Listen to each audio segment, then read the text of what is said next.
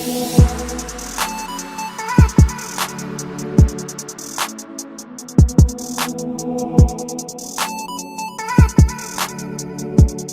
evening, everyone. Thanks for staying for the last talk of the day. It's never obvious. As a speaker, you always have this worry that if your talk is last and it's after a break, the crowd's going to be at home and the room's going to be empty.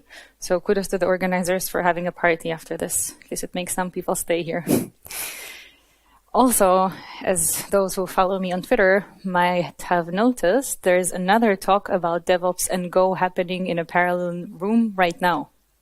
So I'm curious, from the people who chose to come here, how many of you speak German enough to understand the talk in German? Oh, I'm flattered, thank you. Cool, so, los geht's. My name is Natalie, and before I started my journey in Go, I was working in Intel. I was doing chip design and the LAN department as a student job. This is how we do in my uni. You study for 3 days and you work for 2 days at some company, and your degree kind of stretches from 4 to 5 and 6 years. And it's normal. And what the degree that I was doing in parallel was computer and software engineering at the Technion in Israel. When I graduated, I moved to Berlin. And my hope was I'll get to work in my dream job, which was related to my favorite courses at uni, which were all around parallel programming and using languages like CUDA. But Berlin is not a city of hardware, it's a city of software. And I found myself joining this startup where the backend was completely written in Go since day one. That was back in 2015. The company was already 3 years old, and that means that they were using Go since 2012, way before it was cool. And, and that was my introduction to Go.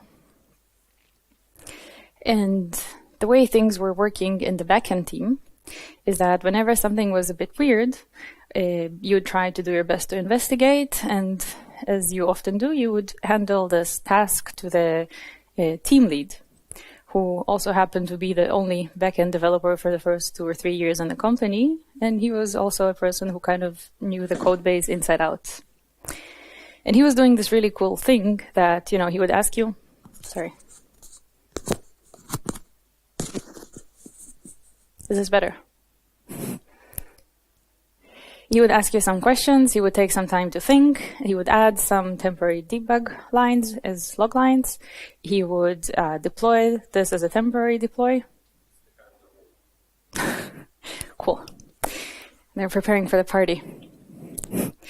So he would deploy some temporary logs, look at the behavior, see if he can make something out of it, add some more logs, deploy again. And then with time, things would clear out, and then you delete those logs, add any code that's needed, and problem was resolved. Kind of familiar for everyone in the crowd. We probably all did that. Deploy to production logging, it's fine. If you have CI/CD, no big deal. Just logs. And the practice in the entire backend team in generally was that whenever you want to deploy something, it's not only obvious that you have to add good documentation and good testing, but you also have to think of your metrics. So the change that you want to apply, how do you expect it to affect the system? And then as part of the PR description, you would also add, these are the logs that I'm adding because this is what I expect to happen. And also these are the expected results of the metrics. And then you would deploy and you would immediately go to Grafana and look to see if the behavior is happening as expected. If yes, you can happily announce, I'm done with my deploy. If not, go back, see what you need to change, and so on. So far makes sense, but you can agree with me, this is not traditional software development. This is not just backend what is happening here. You can call this kind of monitoring.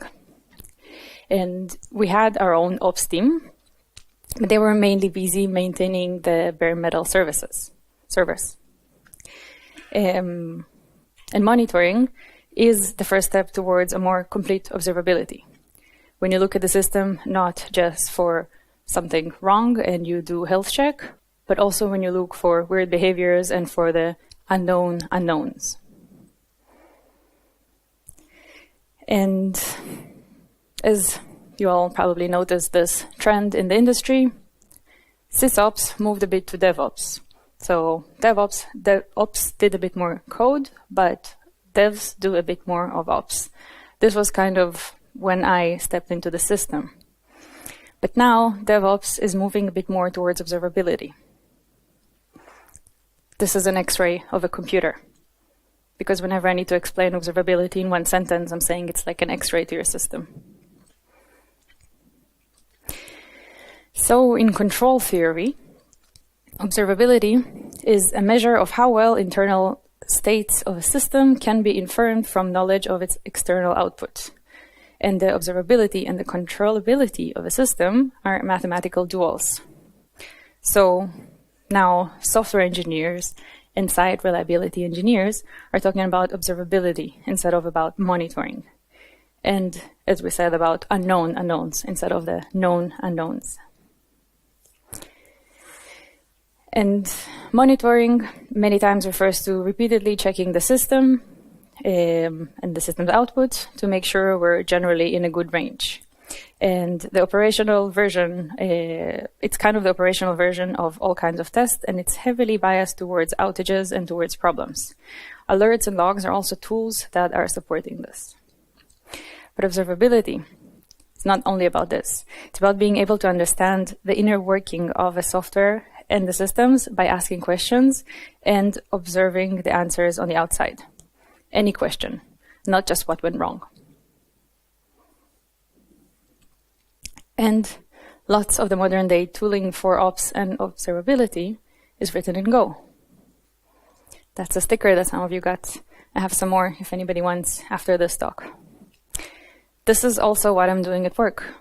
I'm an engineering manager at Fraugster Berlin, and the company was founded in 2014. The mission was to build an anti-fraud technology that can help create a fraud-free world, and we're using artificial intelligence for this. Pretty fun. E-commerce is big, it keeps growing, so, traffic keeps growing as well. And last weekend was Black Friday, Cyber Monday, so that was fun and adventurous. And our mission requires us to be really fast in the responses. If you think of it, when you make an online purchase, you expect 1-2 seconds at max until your purchase is approved. Nobody likes to wait long. This means that our part of this fraud detection in the entire purchase lifecycle has to be few hundreds of milliseconds. In those few hundreds of milliseconds, we need to get all the data, parse, process, make a decision, send it back. So we have to be super quick. Part of the information that comes in this transaction are things like credit card number, address, phone number, whatnot, lots of personal data. So we have to be super strong on the security. It has to be encrypted, and it has to be generally very reliable. And my team is in charge of the observability efforts in all of this big process. And yes, our entire backend is written in Go. And a lot of the tools that I'm going to be introducing today are used by us already, as well as by many other companies that are online. And they also need their work to be fast and to be reliable. And good thing that they're written in Go. Uns Fall. We gathered here today to talk about Go, and these are the main things on our agenda. Some introduction, some tooling, and maybe a bit of my personal guess into the future.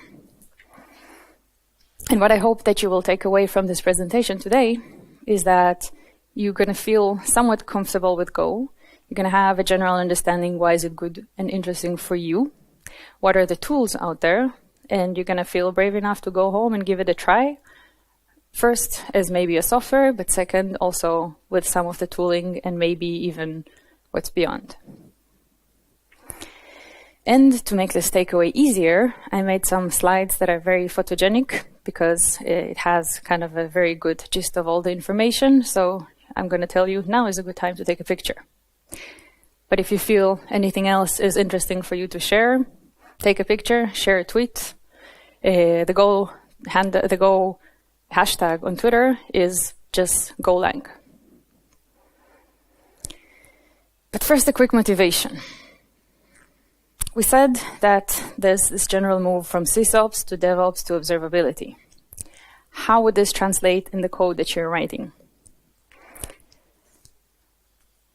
Those here who have been around for long enough remember the times of just adding loglines into the code. This is definitely the mother of all debug tools out there, and it's there to stay. Another thing that we all do is one-liners, like in Bash. They're also here to stay. But sometimes you find yourself saying, I'll just write this quick throwaway script to do this thing, but those things end up staying as well. And as the system becomes more complex, your work becomes more complex, and those scripts become more complex. And then they start multiplying. And then you end up with this cluster of legacy scripts. And they're the ones that can be made better. If you use a coding language rather than a scripting language to write this piece of code rather than just a set of scripts, you're going to do better. If we think of a restaurant, a chef will not just take some knife from the cutlery and a piece of scissors and maybe another knife and just, hack their way through cutting this piece of meat or something. They're going to use a proper knife. And for you to maintain multiple servers with multiple environments in a complex architecture with a high uptime and very quick response time, you need a proper solution. You need something that is easy to maintain, not just by you, but by the entire team and by the people who will be following you. Go provides these benefits, and we will go over that in details. And this idea of having a proper language rather than hacking scripts together is slowly going across the industry. Did you know that before Go created, Google was using C, C++, Java, and C# to write systems programming tools? But now they're slowly migrating to Go. Let's look at some examples. There you go, please take a picture. I know it's an awesome one. Borg was created in Google in 2003. It was created as a cluster manager with a purpose to efficiently schedule runs of hundreds of thousands of jobs and make computing more efficient. It was written in C++. In 2014, Kubernetes was released as open source. It is a container orchestrator used in production by large companies to run distributed services. And now there's lots of companies that are building and hosting and supporting the software. Some of them we see outside here as sponsors. Kubernetes is an open source and is written in Go. And it's a system for automating, deploying, scaling, and managing containerized applications. It groups those containers to make the applications into logical units. Then it's an easy management and easy discovery. Kubernetes can scale without increasing the ops teams, and you can use basically infinite amount of resources, run on-premise, hybrid, or on cloud. And I hope that all of you who are using Go have applied the security patch.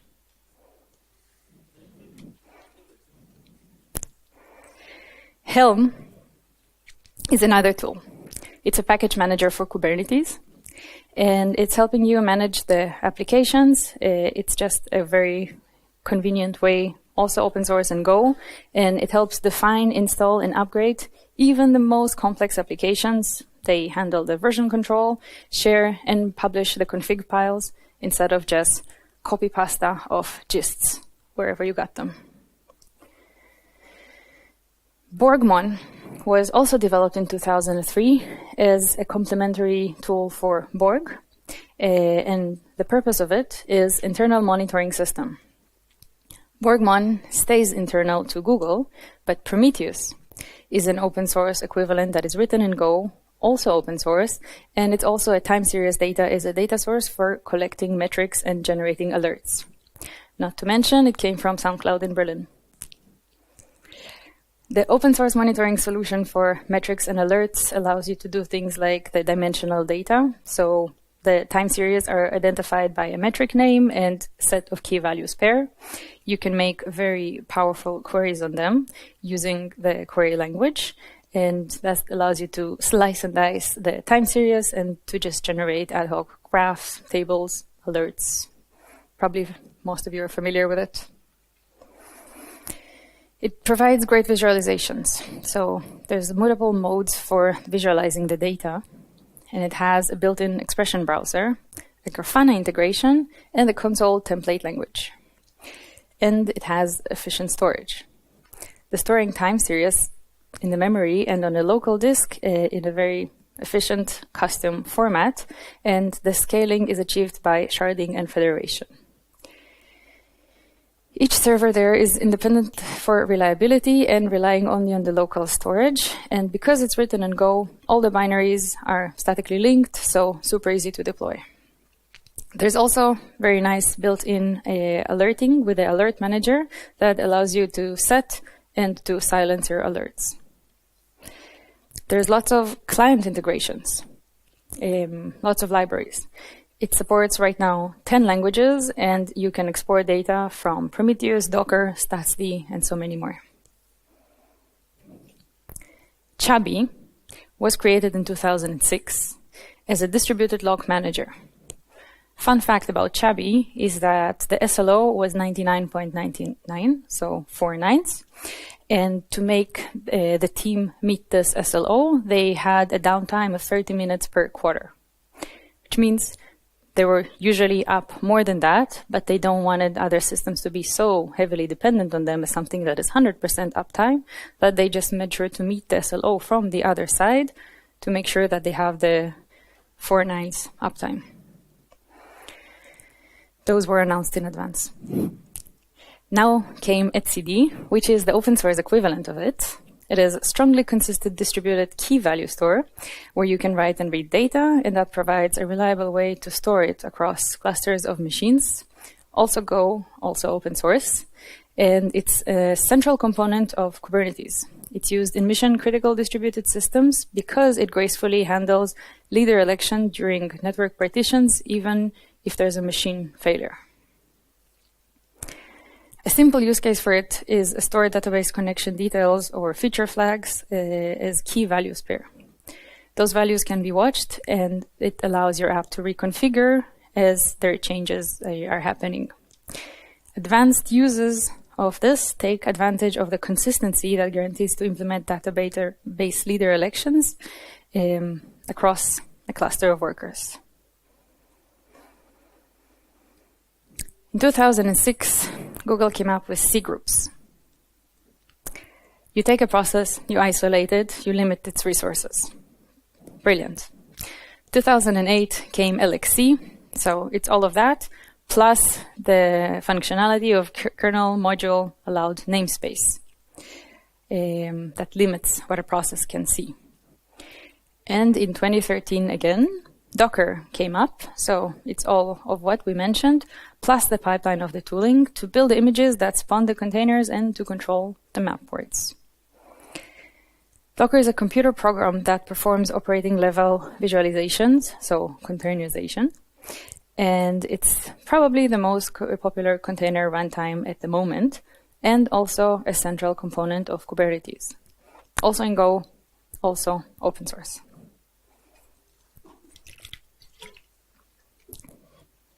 Grafana, open source platform for clear-time analytics and monitoring and visualizations. So if Prometheus is a scraper, Grafana kind of presents that data. In addition to Prometheus, it supports other data sources like InfluxDB and Elasticsearch. Grafana supports other different storage backends for different serious data. So each data source has their own query editor that is customized for the features that are relevant to that particular data source. And the query and the languages of the data source are obviously different, but you combine many of those into one dashboard. So you can think of it as a dashboard with many panels. Each panel can come from a different data source, providing different data, different type of data, that is generated by a different type of query. And there's a nice feature that for all of them, you can use a notation to display the event data across a different panel.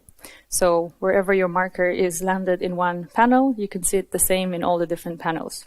Very good for correlating time series data with other events. Open tracing. Distributed tracing, that is also called distributed request tracing, is a method that is used to profile and to monitor applications, especially those that are built on microservices. Distributed tracing helps pinpoint where failure occurs and what caused poor performance. IT and DevOps teams can use distributed tracing to monitor the applications. Distributed tracing is particularly well suited for debugging and for monitoring. And developers can use this to debug and to optimize this code. Now comes the harder part. Most people sometimes find it challenging to explain what is open tracing. It's comprised of API specifications, frameworks, and libraries that implement those specifications with a documentation. I don't think there's a word for that yet, but who knows, maybe next year somebody will come up with one. It allows developers to add instrumentation to their application with APIs that don't lock into one particular product or into one particular vendor. But it's not a program, it's not a download thing.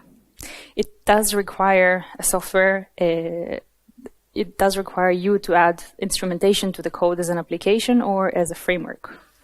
It's also not a standard. And the supporting foundation behind that, the Cloud Native Foundation, is also not an official standards body. But the Open Tracing API project is working towards creating more standardized API and instrumentation for distributed tracing.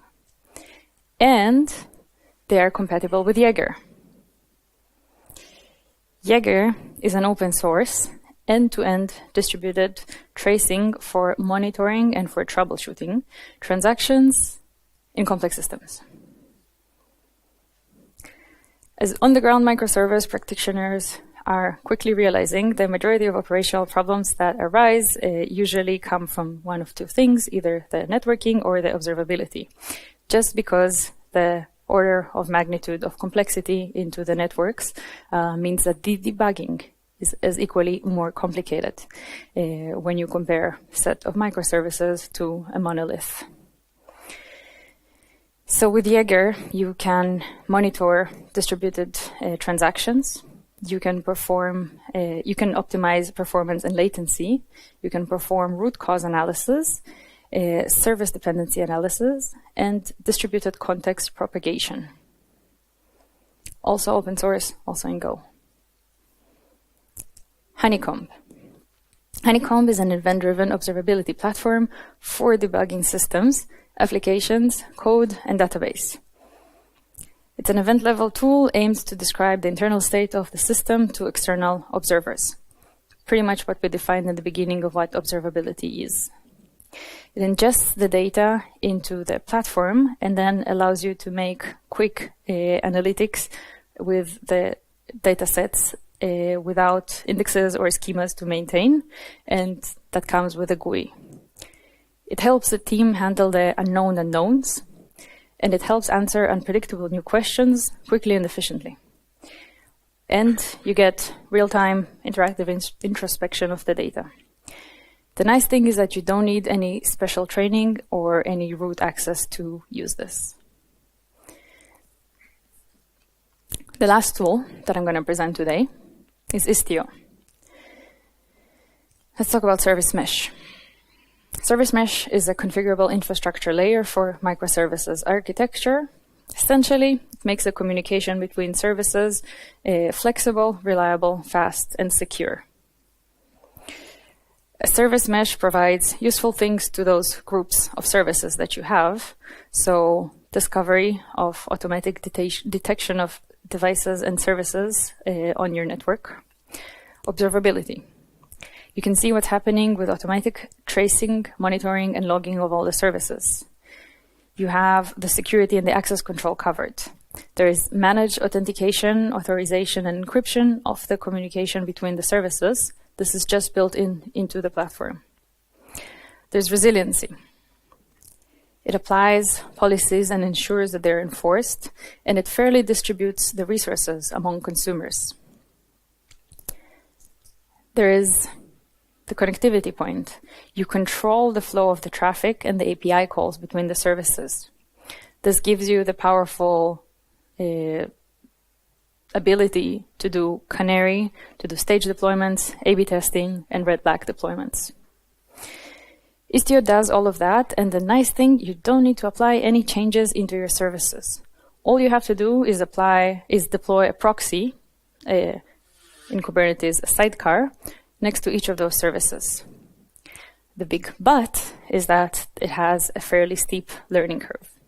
There are more tools that are also open source and also in Go. Here's one of those slides. Go ahead, take a picture.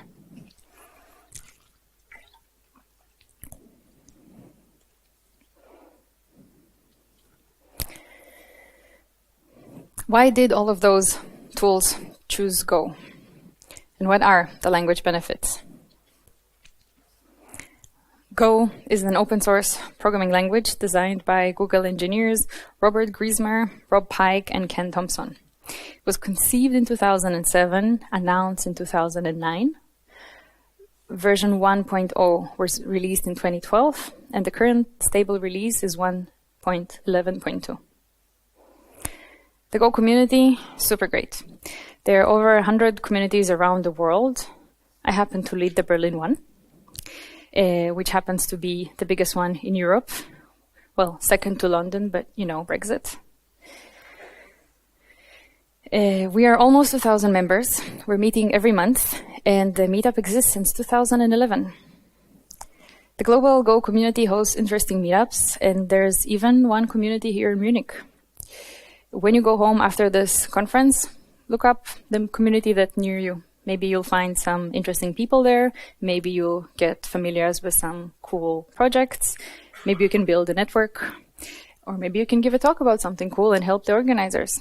I can guarantee we always appreciate interesting talks. Or just talks about your project at work that is really boring and not so interesting. Sometimes in those meetups, we even celebrate new versions. So that's called a release party, and that's always fun because you get lots of swag. There are also really cool conferences all around the world, like US, Brazil, Iceland, Germany, Russia, Israel, Japan, Vietnam, and many more. The community also is very inclusive and always working on being more diverse, and there are some great initiatives that are pushing this forward, like Women Who Go and Go Bridge. When you go home and look up for those meetups that you can support, look up if you have a chapter of one of those.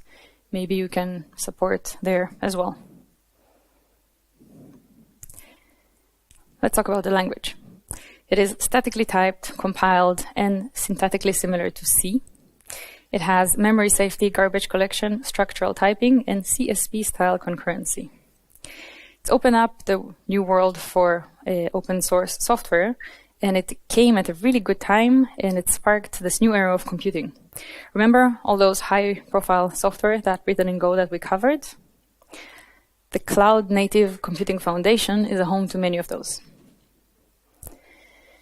The foundation builds sustainable ecosystems, and it fosters a community around this high-quality open-source projects, and it orchestrates containers as part of microservice architecture. They are dedicated to make cloud-native computing universal and sustainable, and they use open-source software to make sure that it stays accessible for everyone. By packaging each part to its own container and dynamically orchestrating those containers to optimize the resource, the cloud-native technology enables software developers to build products fast. Again, open source, super nice. So it's not going to become closed at some point because the foundation is being backed up, but it's also lots of maintainers, and you can always see on GitHub lots of stars, lots of forks, probably there to stay. Let's talk about companies that are using Go. Anybody in the crowd is using Go? Some people raised their hand, took them down. You're not sure, you're considering.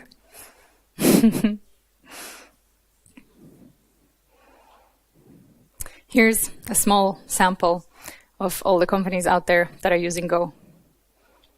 I've worked really hard on this slide, so it's definitely very photogenic. Please take a picture. Did you know that SpaceX is using Go? Pretty cool.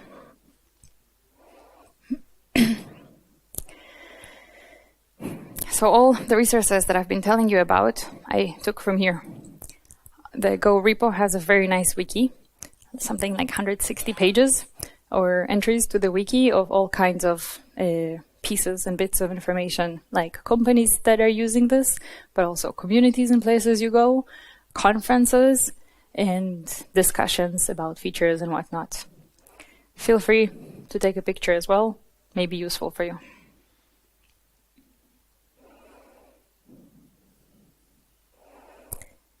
So we talked about more and more tools are being written in Go, and we talked about companies that keep adopting Go. Let's talk about the benefits of the language and how they can help you not as a software developer, but as an ops or an SRE person. So as we said, it's a language that was made to be fast on the web. It's easy to learn, it's easy to read, it's very powerful. With Go, whatever it is you're building, you focus on building it rather on the tools that you need. Go already has the tooling figured out for you. With languages like Java, you compile the code, but you can't just run it. You need something else to run the system on. A runtime environment, a JVM, or something like that. Go is open source. It's always improving. It's backed by Google. It's backed by many other companies, and it's here to stay.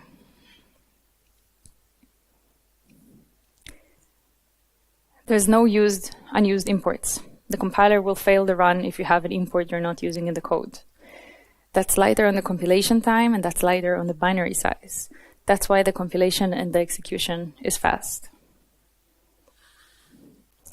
Another reason for the speed is that, unlike interpreted language or like Java that is compiled to bytecode, Go is compiled to machine code. Think of running millions of lines through sed and grep or a bash loop. Those things take time. If you run it through with Go, a magnitude faster. All the dependencies, they're included in the binary, so you don't need to carry them with you. And in post-compile Go, you just put the binary on the OS and it's done. While in Python, you still need to put the script in the destination system, so the operating system or the container, alongside the dependencies. Go is statically linked, so no need for external libraries. And as a purely homogeneous environment, you don't need to update language versions or releases and so on. Just lives there. You also don't need to copy the dependencies. You don't need to worry for imports. It's already in the binary.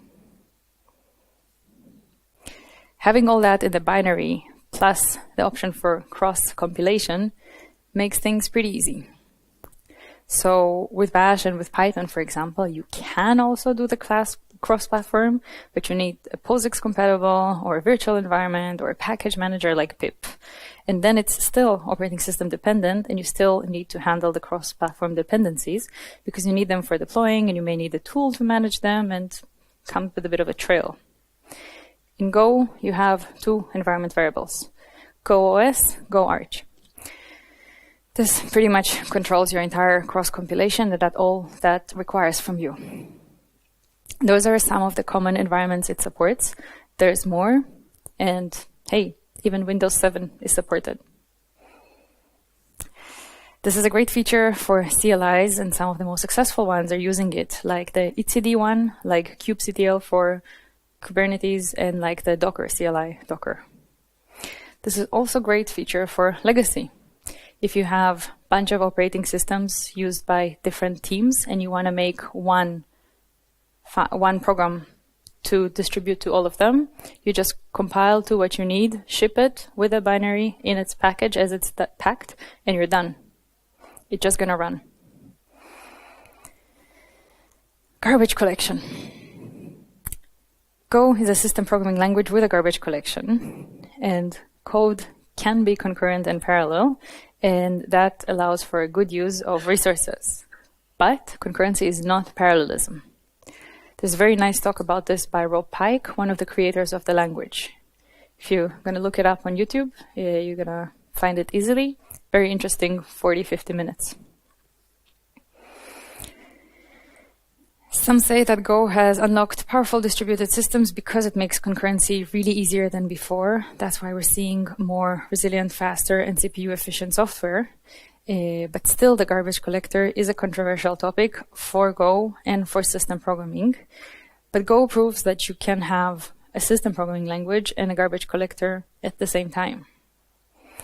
If you compare it to both sides of this, in C or C++, you have complete control over the memory. You decide how, when you allocate and release that memory.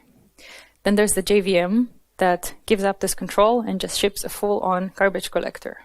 I mean, yes, it's very convenient to have, but manually managing the memory is hard, and it's even harder when you have the concurrency going on.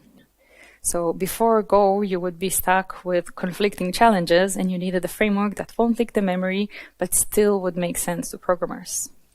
And the end result was millions of libraries that would make the different trade-offs, and you always have to be very mindful and think about the right solution for this specific task.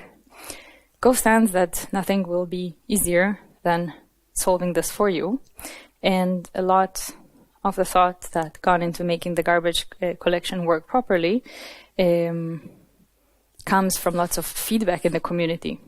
If you look at the history of it throughout the Go releases, you see the garbage collector behavior changed a lot over time, and it's forming up a good shape. There is a default value, you can tinker it, probably still easier than tinkering many other solutions out there. Readability. It's very easy to achieve because there is Go FMT, and there is a built-in lint, and the code will always look familiar, at least on the style guide-wise. So curly brackets always in the end of the line, not new line. There's no way to do this with a new line. This is super useful when you have so many ops teams that share the code base. And then you look at the code and it's always, oh, I can immediately recognize that pattern. Testing. Go has built-in testing. No need for assertions, but it's there if you really want. And there's also no need for learning all kinds of micro languages. The testing is still done with the regular Go code. And actually, if you want to follow the best practices of Go, you will start by doing TDD, test-driven development. Benchmarking is also built in the tests. No need to learn new languages or new commands or new tools. You run one command and you have all the performance reports. Profiling, also built in. CPU and memory profiling are included with just one command. There are lots of supporting tools with nice visualizations. Most of them have, for example, circles or flow graph, and there's a new one that was released very recently that shows you kind of your code as a city plan. So the units in the code that are the heaviest ones look like taller buildings. So you lay out your code, and if you onboard into a new team, for example, or into a new code base, you see kind of which ones are the heavy ones.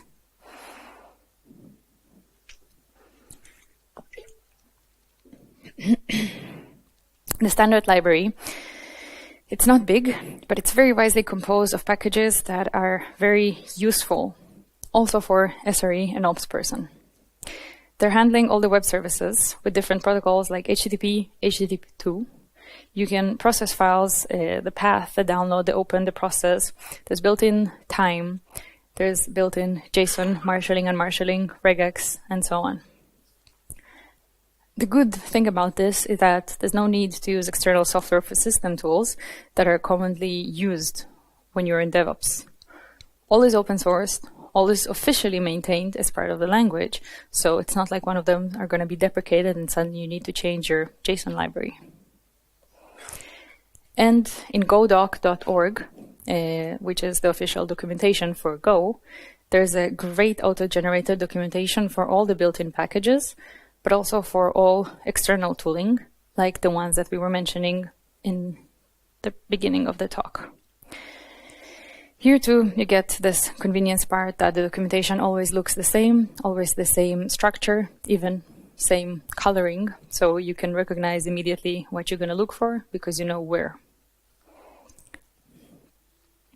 Error handling. There are no error exceptions, but the error handling is actually explicit and it requires you to plan clearly for them. Also, one of the good practices of Go is to use the errors as a value that you act upon. Go is type safe and it's strongly typed. In Ruby and in Python, the types are inferred. So wrong type isn't caught ahead, and the Go compiler will make you catch things before it reaches the production, like string operations on an integer, for example. And yes, all the commons one are there. There's hashes, special structs, and modules that we call packages. And complex data struct can be either defined as a type or even a map from a type to a type. And then there's slice. Slice is an abstraction built on top of the array type, and it's essentially memory more efficient. So it uses the memory in a better way, and some operations, as a result of that, operate significantly faster. There are pointers. There's no pointer arithmetic, so you're safe. And you're staying out of the inheritance hell.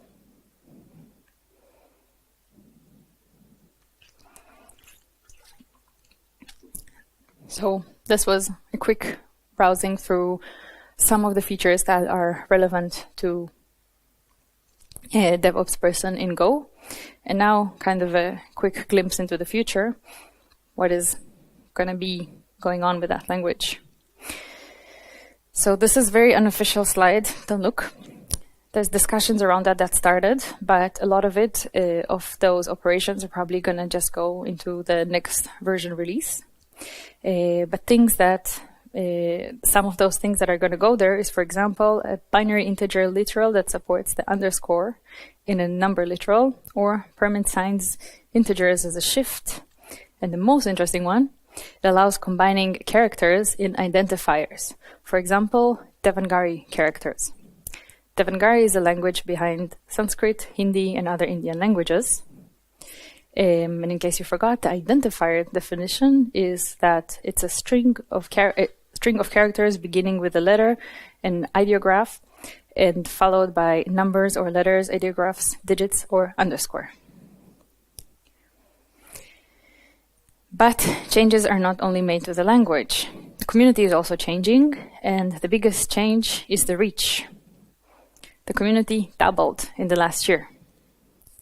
And right now, there are about 1.5 million active Go users. That's the hockey stick that everybody keeps talking about. Newcomers keep joining the language, and the number of users in 2017 is the number of users in the last 9 years. That's so many new users.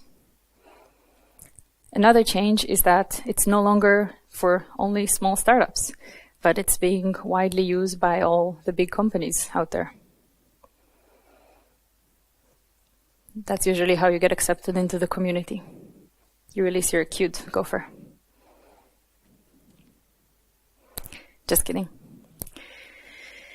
It would be really nice to see all of you at the Gopher Slack, at Reddit, and other places. If you want to try your way with Go, or maybe even incorporate it to your system, and even make great new tools.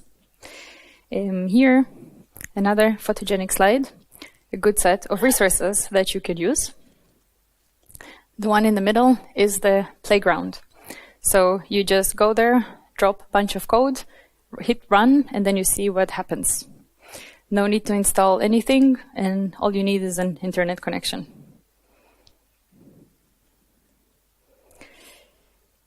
Now we are at 45 minutes. My next slide is thank you. And I wonder how much interest is in the crowd to go and give Go a shot. There's a very nice website that's called the Go Tour. It's built on top of the playground, and it just shows you a bit the language. If anybody interested to do this now, to go through just to see how the language looks like, raise your hand.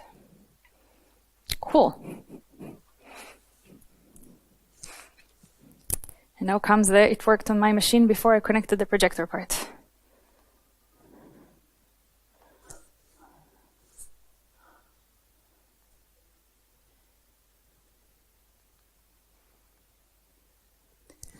Here is the Go tour. I'm going to be looking at the screen with you together because it's not mirrored. I had my notes here, as you probably noticed. This is the most basic hello. I cannot pronounce this. Anybody in the crowd knows how to read this?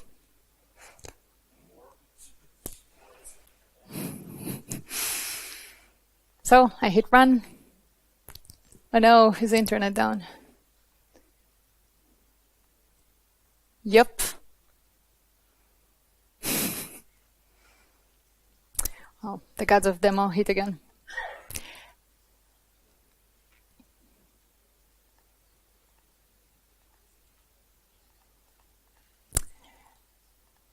Well, guess that we will not be having this demo after all. Please go to the playground.